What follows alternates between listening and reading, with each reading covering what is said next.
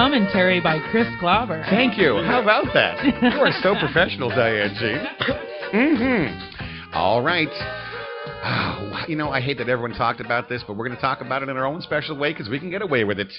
Last week, Trump and Rubio engaged each other using a classic tactic of joking about another man's junk size.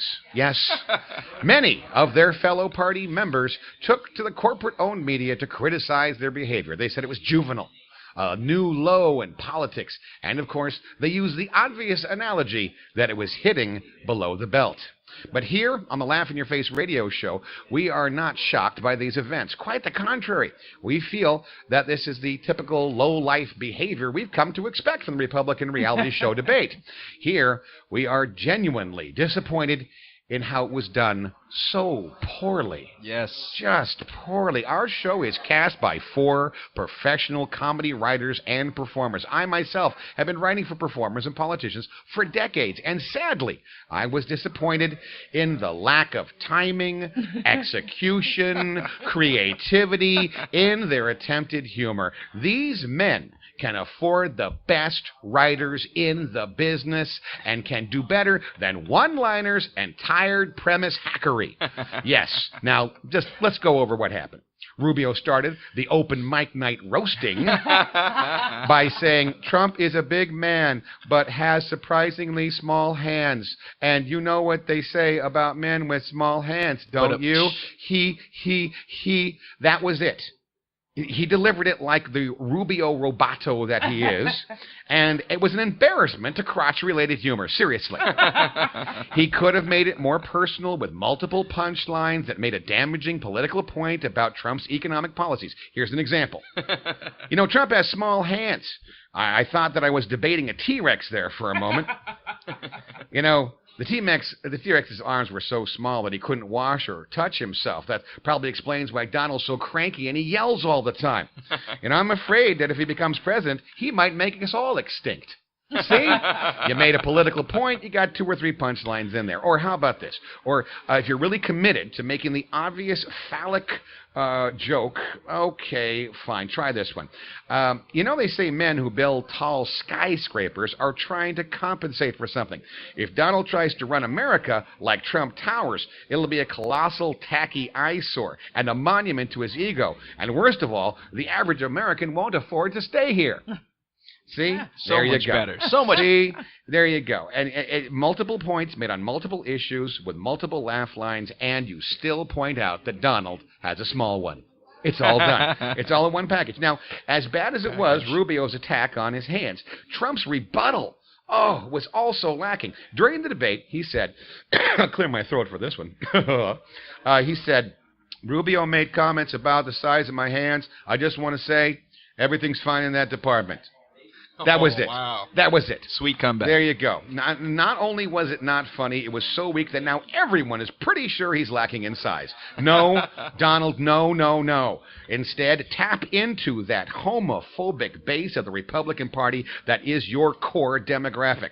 How about trying this one? You know, recently, Mr. Rubio made comments about how I look naked below the belt. I'm not used to other men, being curious about that. He talked about it in such detail. I'm frankly a little afraid that he might be obsessed. I don't know how to say this to you, but I want to let you down easy. I just don't find you that attractive. If you like, I can give you Anthony Weiner's phone number, and you can compare and stare at it all night long. Oh my! There See, you go. multiple punchlines. Boom, boom, boom, boom, boom, boom, boom. If you find that too hard to remember, I know. Comedy can be complicated for people in the beginning.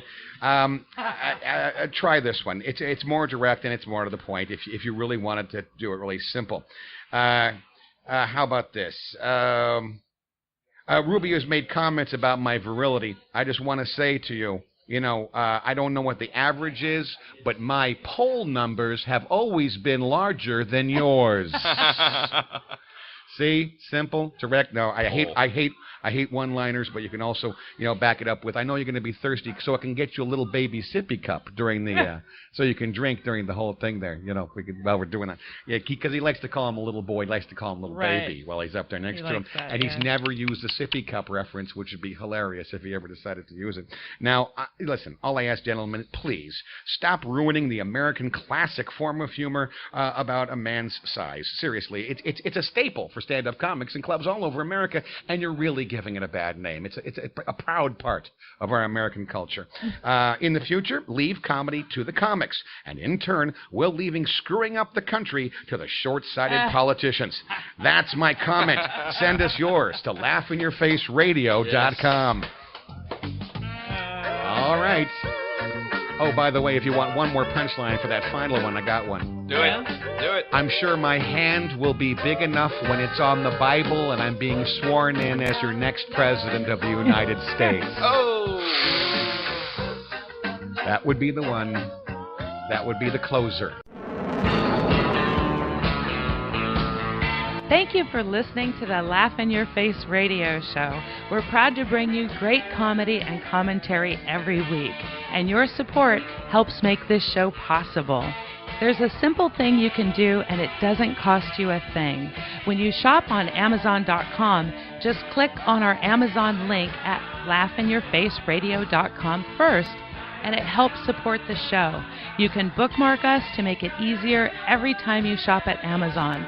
Again, there is no additional cost to you, and it really helps us a lot. Thank you. And we really appreciate the support.